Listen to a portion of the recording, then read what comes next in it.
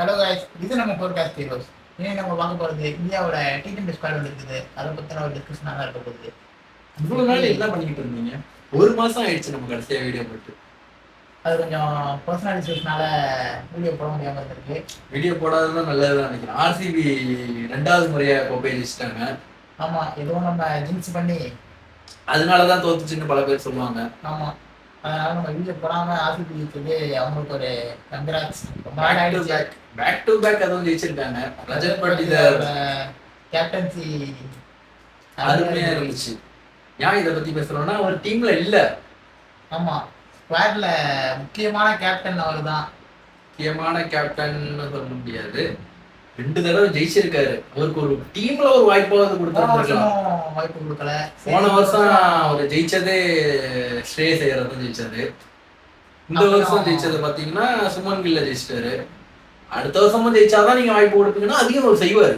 அடுத்த வருஷம் யாரை ஜெயிக்கிறது? சூரியகுமார் யாதவா? சூரியகுமார் யாதவ் அவரை தூக்கிட்டாங்க. பாவம் அவரு T20 வேர்ல்டு கப் ஜெயிச்சாலும் இங்க டீம்ல இடம் கிடையாது. ஒரு T20 வேர்ல்டு கப்ப வந்து ஒரு பிளேயரா ஜெயிச்சாரு. 2வது T20 கேப்டனா ஜெயிச்சிருக்காரு. சாம்பியன்ஷிப் அது அவர் விளையாடவே கிடையாது. சாம்பியன்ஷிப் அவர் கிடையாது. சூரியகுமார் அது கிடையாது. 2 வேர்ல்டு கப் பண்ணாங்களே. பிளேயரா ஒன்று ஜெயிச்சிருக்காரு. பேக் டு பேக் அவரும் ஜெயிச்சிருக்காரு. பிளேயரா ஒன்று, கேப்டனா ஒன்று. அவரு ஏஜ் கன்சர்னால அவரை டீம்ல இருந்து எடுத்துருக்காங்க. இவர் டீம்ல இருந்து எடுத்தது வந்து கொஞ்சம் கஷ்டமா தான் இருக்கு. பேட்டிங் ஃபார்மும் அவரோட ரொம்ப பேட்டிங் ஃபார்ம் இல்லைங்கிறத நீங்க சொல்லலாம். ஆனா ஒரு மேட்ச் கூட தோக்கலையே. ஒரு சீரீஸை கூட தோக்கலையே. அதான உண்மைதான். அதை யாருமே அங்கே பார்க்கலையே. அவர் கேப்டனா பண்ணி தான் எனக்கு தெரிஞ்சு மும்பை இன்னும் நல்லா பண்ணிருப்பாங்க. மும்பைக்கு வந்து யாரு பண்ணாலும் எடுக்கூடாதுன்னு நினைக்கிறேன். ஏன்னா அங்க பெரிய ஆளுங்களா இருக்காங்க. இப்ப ஹார்திக் பாண்டியாவே சாதாரண ஆள். அவரு பேச்சே யாரும் கேட்க மாட்டாங்க. ரோஹித் சர்மா தவிர அந்த டீமுக்கு யாரு கேப்டனா இருந்தாலும் பும்ரா பண்ணப்ப அந்த டீம்ல ஹார்திக் பாண்டியா கிடையாது. அதனால அவரு மேல உள்ள வன்மத்தை காட்டாம அவங்க எல்லாரும் நல்லா பண்ண மாதிரி இருந்துச்சு. அவரே கேப்டனா போட்டுடலாமே. பும்ராவுக்கு என்ன நல்லாதான் ஹார்திக் பாண்டியா வந்து ஆர்சிபிக்கு வரதா ஒரு பேச்சு ஈடுபட்டு இருக்கு.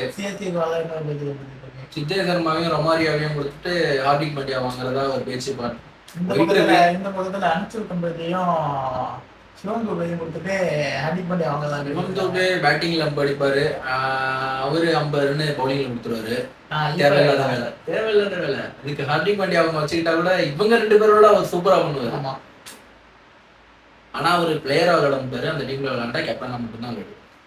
ஜிடி ஆரம்பிச்ச ஃபர்ஸ்ட் சீசன்லயே ஒரு கோப்பை வாங்கினாரு. எப்படி பார்த்தா இங்க சின்ன பசங்களா எடுத்தாங்க. இவர் சொல்றத அவங்க கேட்டு விளையாண்டாங்க. இந்த டீம்ல அவருக்கு ஒரு 4 ரன்ஸ்னா யாரும் போட வேணாம்னு சொல்ல மாட்டாங்க. நானே ஃபர்ஸ்ட் பேட்டிங் வரதுனால யாரும் வேணாம்னு சொல்ல மாட்டாங்க. அவரோட விருப்பத்துல இருந்துச்சு அந்த டீமே. ஆனா இங்க அப்படி கிடையாதுல்ல. ரோஹித் சர்மா இருக்காப்ல, சூரியகுமார் யாதவ் இருக்காப்ல, பும்ரா இருக்காரு, ஸ்கை இருக்காரு, இவ்வளவு பேர் இருக்காங்க.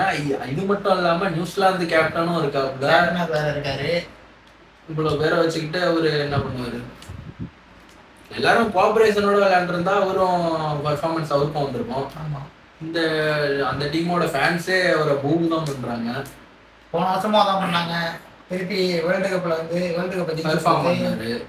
இது கொடுத்து அவங்களுக்கு ரிவெஞ்ச் கொடுத்தாரு.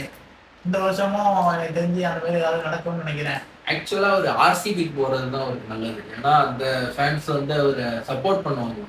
அவர் ரன்னே அடிக்கலன்னா கூட அவரை சப்போர்ட் மட்டும் தான் பண்ணுவாங்க. சப்போர்ட் பண்றதுதான் ஓகே. கேப்டனா போகணும்னு சொன்னாருன்னா அவர் தேவையே இல்லை. அவர் இந்த டீம்லயே இருந்துருக்கும். ரஜத் பட்டிதார் இன்னும் அவர் ஒரு 3 வருஷத்துக்கு அவர் தான் கேப்டன்.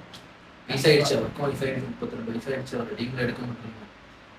இவரும் அதை எதிர்பார்க்காத மாதிரிதான் விளையாண்டுட்டு இருக்காரு. ஆனா அவர் பர்ஃபார்மன்ஸ் ஏறிக்கிட்டே வருது. வைஸ் கேப்டனா இருக்காரு. வைஸ் கேப்டனா போட்டிருக்காங்க. இல்லையே, பாருங்க நல்லா. அது வந்து டெஸ்ட் ஸ்குவாட். தேவதாஸ் படிக்கல் வந்து வைஸ் கேப்டனா அவரை போட்டிருக்காங்க. கேப்டன் வந்து துருவ் ஜுரேல் போட்டிருக்காங்க. துருவ் ஜுரேல் அவர் எதுக்கு போட்டிருக்காங்கன்னு அவருக்கும் தெரியாது. ஆனா அவர் நல்லா விக்கெட் கீப்பிங் பண்ணுவார்னு அவருக்கு மட்டும்தான் தெரியும். விக்கெட் கீப்பிங் நல்லா தான் பண்ணுவாரு. ஆனா பேட்ஸ்மேனா சொல்ல போனா அவர் டெஸ்ட்ல ஓகே. டெஸ்ட்ல நல்ல பேட்ஸ்மேன் தான். T20 அவ்வளவு சீக்கிரம் அவரை சேர்க்கல. இருந்தாலும் T20ல அவர் நல்லா தான் பண்ண மாதிரி இருந்துச்சு. ஏன்னா இந்த பக்கம் அந்த சின்ன பையன் வந்து பயங்கரமான அடி அடிச்சதுனால அவரோட ஸ்ட்ரைக் ரேட்டு 240 இருக்கு. இவரோட ஸ்ட்ரைக் ரேட்டு 180 இருந்தாலும் அந்த நமக்கு கம்மியா பக்கம் தான் அந்த தெரியுது. பையன் அடிச்சதுனால இந்த பக்கம் யார் பெர்ஃபார்ம் பண்ணாலுமே தெரியல.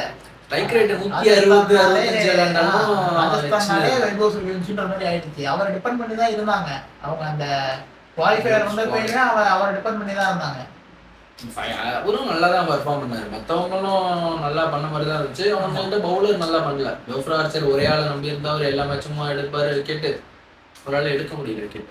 அந்த மாதிரி பேட்ஸ்மேன்லையும் எல்லாரும் நல்ல ஃபார்ம்ல தான் இருந்தாங்க. ஆனால் இவர் பீக் ஃபார்ம்ல இருந்ததுனால சீக்கிரமே 50 அடிச்சிடுறாரு.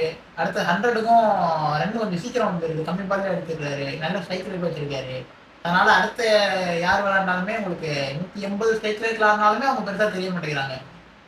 என்னதான் அவங்க அடிச்சிருந்தாலும் அந்த பக்கம் ஜிடி அதை அடிச்சிட்டாங்கல்ல இல்லையா. ஆமா, அவரு சுமன் கில்ல என்னையா டீம்ல எடுக்க மாட்டீங்கன்னு அடிச்ச மாதிரி அடிச்சிருக்காரு. அவரை டீம்ல எடுக்காத காரணம் வந்து ஒரு ஓடிஐல கேப்டனாகவும் இருக்காரு, டெஸ்ட்ல கேப்டனா இருக்காரு. அவரோட லாங் ஃபார்மேட்ல வச்சுக்கிறதுக்காக T20ல விளையாட வேணாம்ங்கிறதுக்காக அவர் எடுக்காம இருக்காங்க. ஹர்திக் பாண்டியாவுக்கும் இப்போ அதான் சொல்லியிருக்காங்க. 50 ஓவர் மேட்ச்ல அவரை ஃபிட்னஸே அவருக்கு அப்பப்போ போயிட்டு வர்றதுனால அவர் ஓடிஐக்கு மட்டும் வச்சிருந்தாங்க. அதுவும் இல்லைன்னு நினைக்கிறேன். இல்ல இப்ப அதுக்காக மட்டும்தான் இப்ப அவரை T20 எடுக்காம இருக்காங்க. ஓடிஐல ஸ்டார் போட்டு வச்சிருக்காங்க. ரோஹித் சர்மாவுக்கும் அதே நிலைமையில தான் இருக்காரு. அவரு ஐபிஎல்ல அந்த இன்ஜுரி ஆனதுல இருந்து அவரு அதுலயும் இம்பாக்ட் பிளேயரா வந்து பேட்டிங் மட்டும் தான் ஆடிக்கிட்டு இருந்தாரு. அதுவே ஃபேன்ஸ் எல்லாம் இவரு என்ன பேட்டிங் மட்டும் தான் ஆடிக்கிட்டு இருக்காரு, ஃபீல்டிங் பண்ண மாட்டாரான்னு அவரை இது பண்ணிட்டு இருந்தாங்க. ஆமா, அவரோட பயங்கரமான ஃபிட் இந்த அளவு தான் அவருக்கு டிரான்ஸ்ஃபர்மேஷன் பயங்கரமா இருந்துச்சு போன வருஷத்துக்கு இந்த வருஷத்துக்குமே. விராட் கோலிக்கு அடுத்து இவர் பயங்கரமா வந்துகிட்டு இருந்தாரு. ஆனா சோகமான விஷயம் என்னன்னா 2 பேருக்கும் இன்ஜுரி ஆயிடுச்சு. விராட் கோலி இவரு இன்னும் 8ஆம் தேதியா 11ஆம் தேதியோ இவரு சொல்லுவாரு இருக்காரா இல்லையான்ட்டு. ஆனா விராட் கோலி இல்லை கண்டிப்பா. இந்த சீரீஸ்ல பார்க்க முடியாது. அடுத்த வர சீரீஸ் அதுவும் டவுட்ஃபுல்னு சொல்லிட்டாங்க. இங்கிலாந்து சீரீஸ்லயும் இல்லைன்னா அந்த 100%ன்றது கனவா போறதுக்கு வாய்ப்பு இருக்கு. நம்மளோட மக்களின் கேப்டன் ஸ்ரேயஸ் ஐயர் தான் இப்போ T20 ஸ்குவாடுக்கு கேப்டன் வந்திருக்காரு. ஸ்ரேயஸ் ஐயருக்கு ஒரு வாய்ப்பு 2022 போனவர்னு நினைக்கிறேன். போனவர் இப்ப கேப்டனா வந்திருக்காரு. அதுதான் அவரோட பயங்கரமான இது. இவர் ஐபிஎல்ல நல்லா கேப்டன் பண்ணிக்கிட்டு தான் இருந்தாரு. டெல்லிலயும் நல்லா தான் பண்ணிட்டு இருந்தாரு. KKRல கேப்டனா ஜெயிச்சிருக்காரு. இதுல வந்து ஒரு தடவை ஃபைனல் போயிருக்காரு பஞ்சாப்ல. இன்னொரு தடவை 5 மேட்ச் தொடர்ந்து ஜெயிச்சாரு போல. 6 மேட்ச் ஜெயிச்சாங்க. ஒரு மேட்ச் மலையாளம் போனச்சு. அடுத்த மேட்ச் எல்லாம் தோத்துட்டு சூப்பரா தோத்தாரு. கடைசி மேட்ச்ல 100 அடிச்சாரு. அடிச்சாருன்னு தெரியல. ஆனா வெளில போயிட்டாங்க. அந்த மாதிரி ஜெயிச்சாங்க. ஜெயிச்சுமே இந்த பக்கம் 6 ஜெயிச்சதுனால அவருக்கு அந்த ஒரு மேட்ச் மலையாள போனதுனால அவங்களுக்கு அந்த வாய்ப்பு எல்லாம் போயிடுச்சு.